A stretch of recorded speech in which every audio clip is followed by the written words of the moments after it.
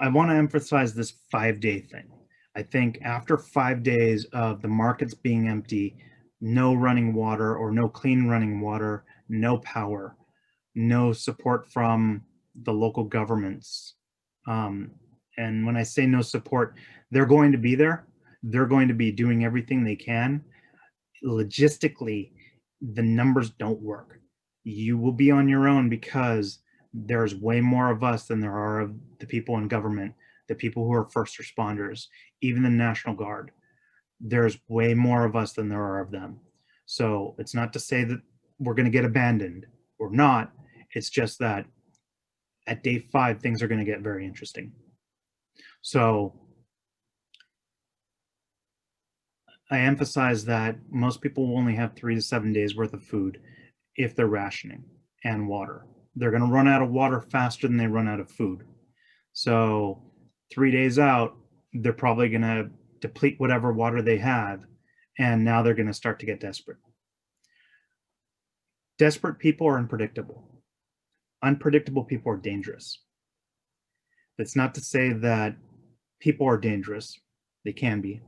But if you don't know what someone's going through and they have nothing to lose, they become dangerous because you don't know what they're going to do. We want to work together as a neighborhood block to reduce the chances of one of our neighbors becoming desperate. With that said, I want to give a little bit of philosophy on the types of crimes that I think about. And then we're going to have a panel of people who are going to speak and give you their philosophies. And then we'll open up the panel to discussion and questions. I generally say that there's 3 types of crime: crime of opportunity, crime of desperation, and then irrational crime.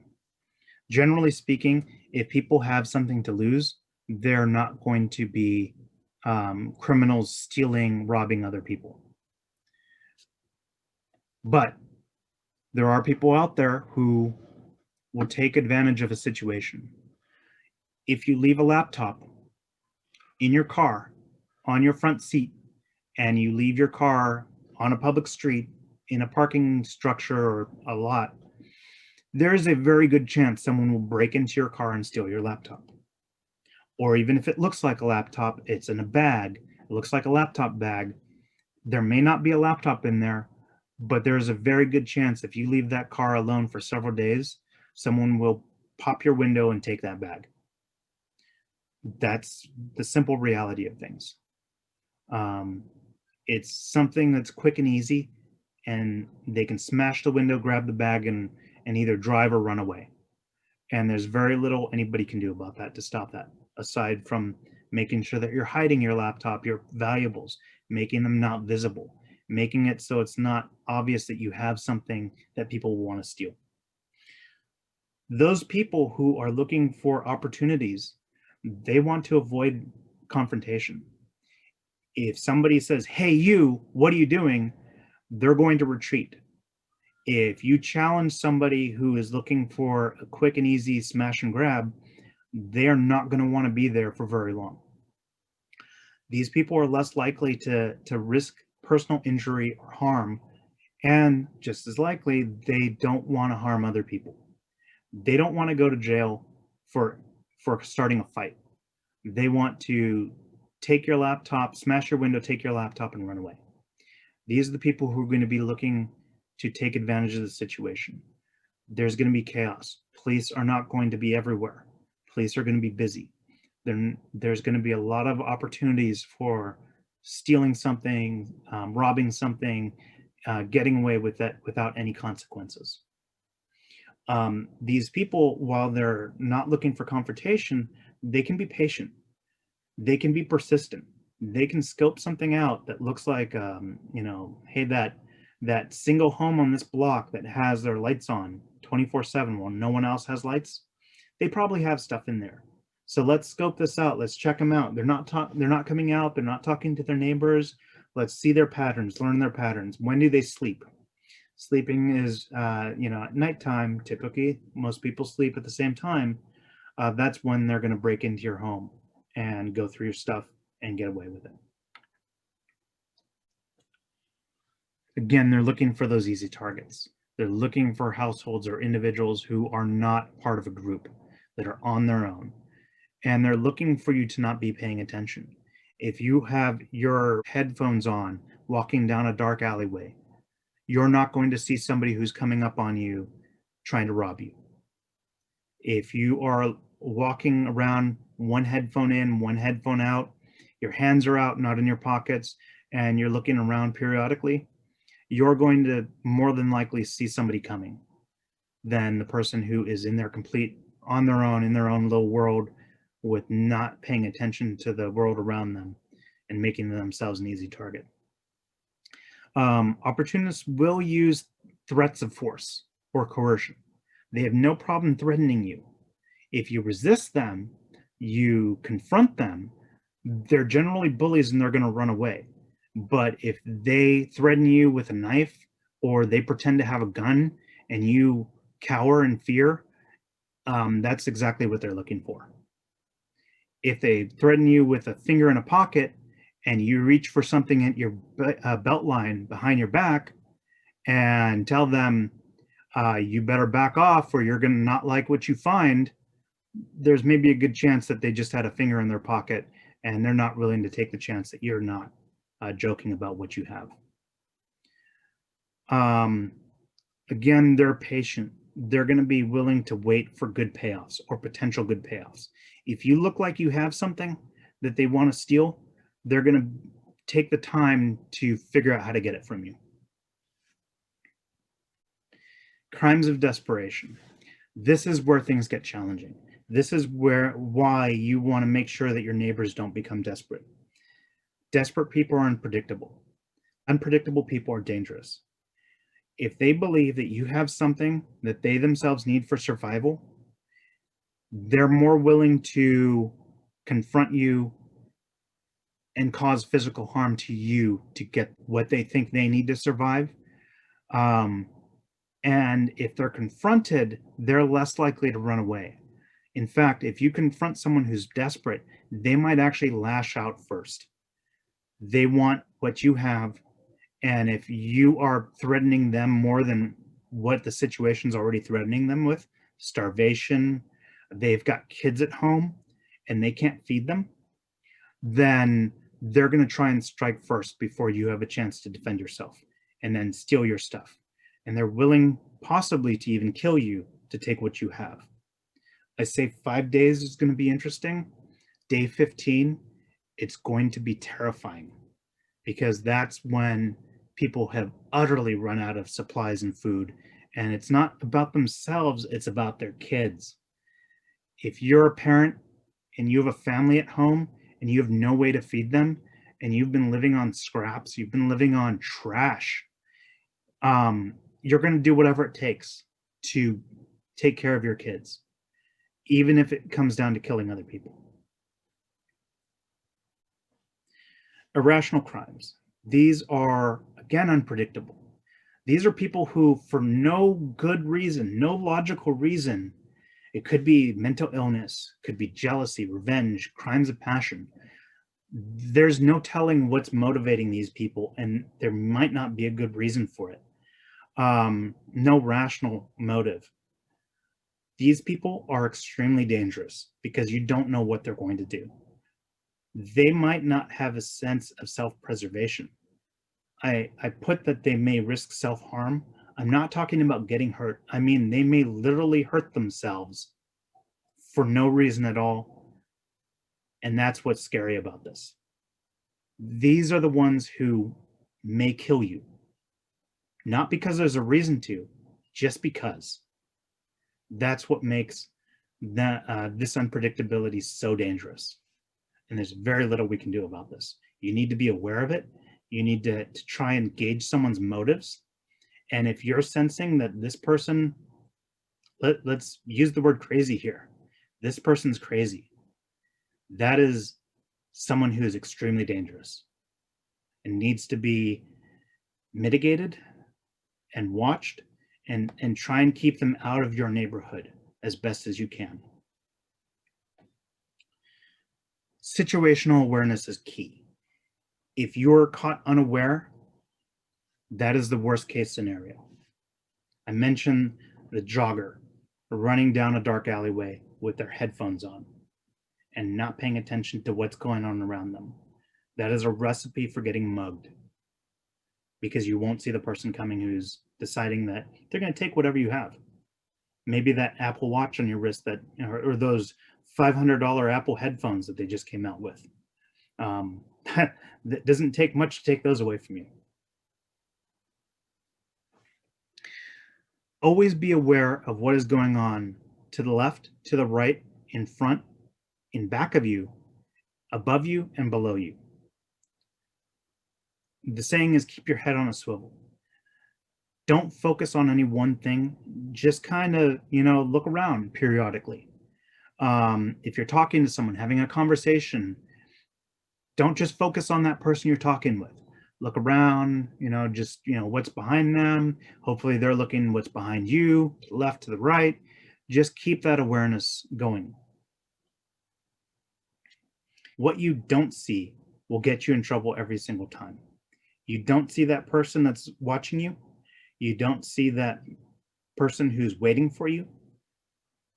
That's when you get in trouble. If you're on your cell phone and you're walking along and you're focused on the cell phone and you don't see the giant manhole open in front of you, that's going to get you in trouble every single time. Again, don't focus on one thing. Always be observant. Listen, smell, look around.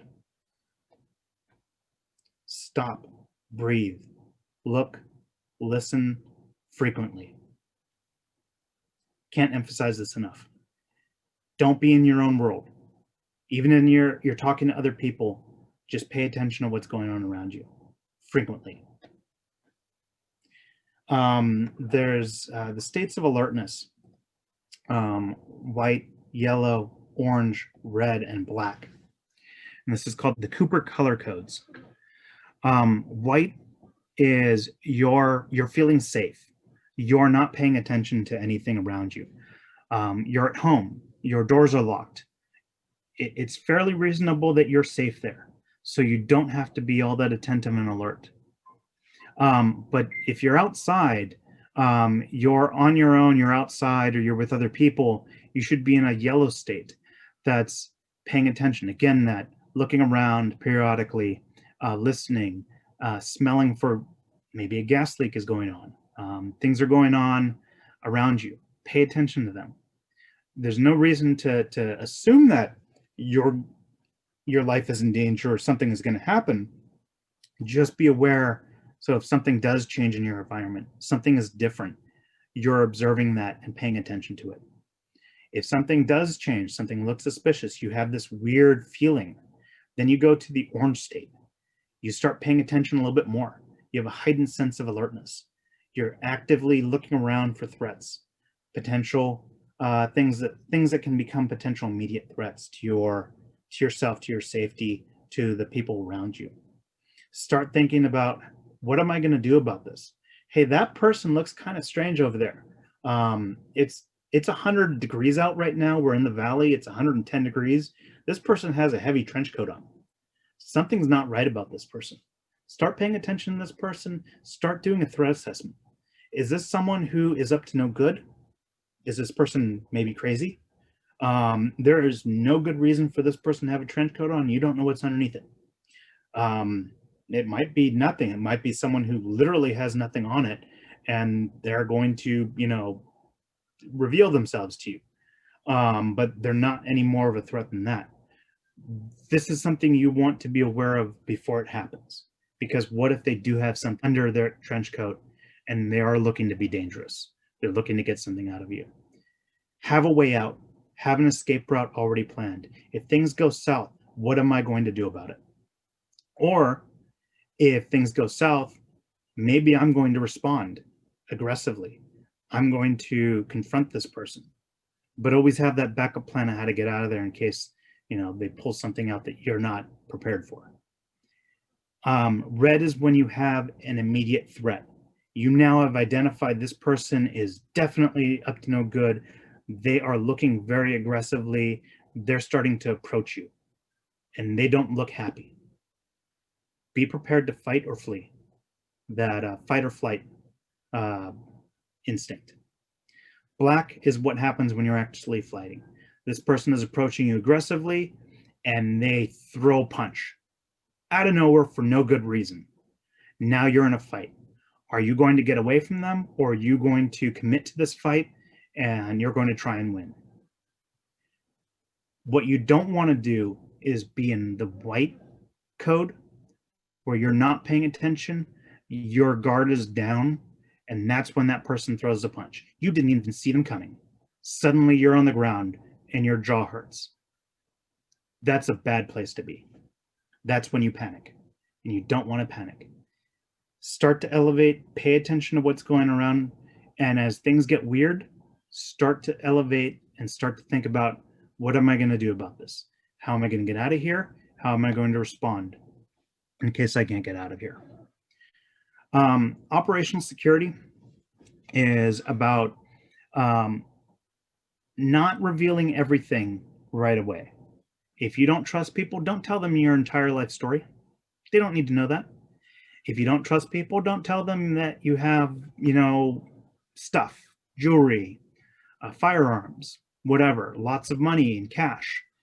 Get to know your neighbors, find out who you can trust. And most importantly, find out who you can't trust, because those are the ones you need to keep an eye on, because we will have neighbors who are up to no good. It's simply the reality of things. And these aren't the people you want to bring into your inner circle. But you want to establish relationships with your neighbors, the ones that you do trust, form a circle of trust, and then share information with each other. Share your plans so that you can work together as a team. In terms of security, we're talking about 5 days after that earthquake when things start to get interesting. You want to be visible. If you're in an active community and there's people outside talking, looking around, being observant, visibly being observant, the people who are up to no good that want to take advantage of the situation will keep driving or keep walking. They won't want to do anything because they know they're being watched. It's a very good idea to assign shifts to people who are always going to be outside during that shift.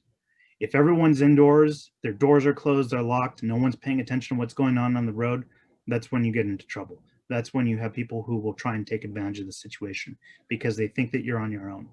But if they see people out there who are talking to each other and visibly looking around, they're going to keep on going. They're going to find an easier neighborhood to try and take advantage of. One thing I encourage people to do is be friendly. You see someone that you don't know, say hello to them, wave to them, say hi, how's it going? Start up a conversation, find out what they're doing there. You're not going to say exactly that. What are you doing here? Why are you here on my block? Who are you? But hey, my name is so-and-so. What's your name? You live around here? Try and have that conversation so you gauge their motives. If they're up to no good and they suddenly have unwanted attention, they're going to get out of there as quickly as possible. And then hey, and share this information with your neighbors. Hey, this guy, he was about 6 foot, tats down one arm, in a cutoff shirt, and wearing a backpack.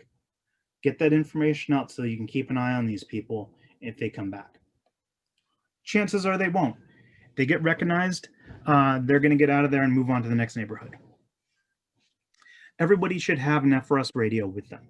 That way you can be communicating. And I'm talking about everyone. You, your spouse, your kids, everyone should have a radio with a private tone on it. And that way you're not picking up other conversations from other neighborhoods. FRS radios will be heavily used during a disaster, and there's going to be a lot of radio communication on it. There's going to be a lot of noise. And if you just hear hissing or other conversations going on, you're going to turn the volume down, and then that radio becomes useless.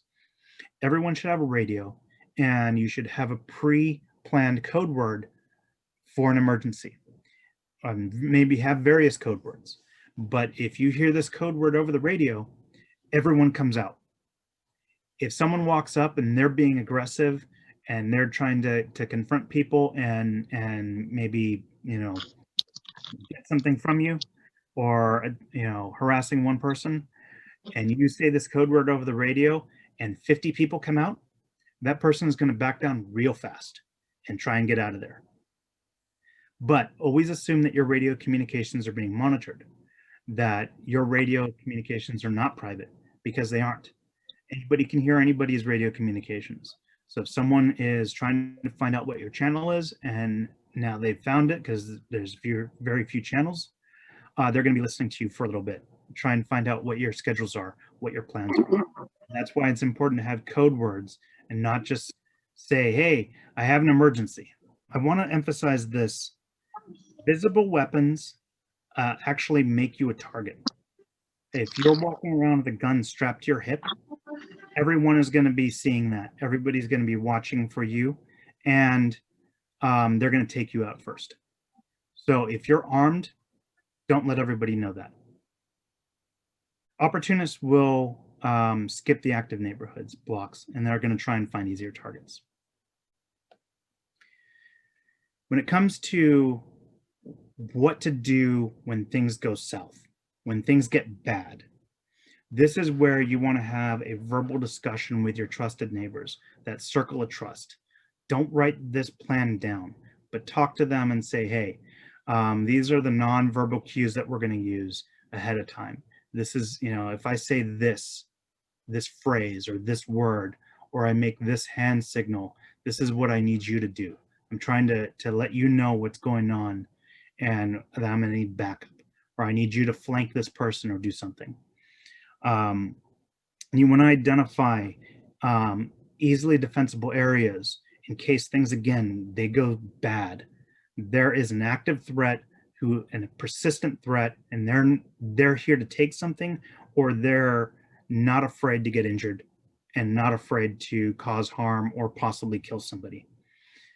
Identify where you're going to go, where you're going to rally, and then what you're going to do about that. If you're going to confront this person or you're just going to shelter in place. And again, these are verbal discussions that you have with your trusted neighbors, the ones that you know are going to back you up and the ones that you're going to back up as well.